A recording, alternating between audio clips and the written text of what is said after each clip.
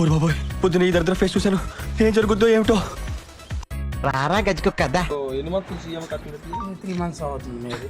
Okay, ఇప్పుడు మేము finance నుంచి వచ్చామండి. 3 మాసాలు అయిపోయింది కాబట్టి మీరు కార్తలు ఇస్తే మేము కార్ పట్టుని వెళ్ళిపోతాము.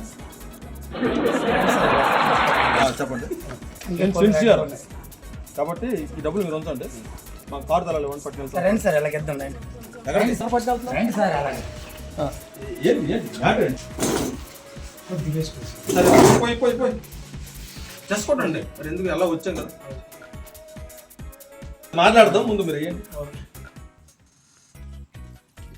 ఇట్లా మొమ్మడం పెడితే కాదు.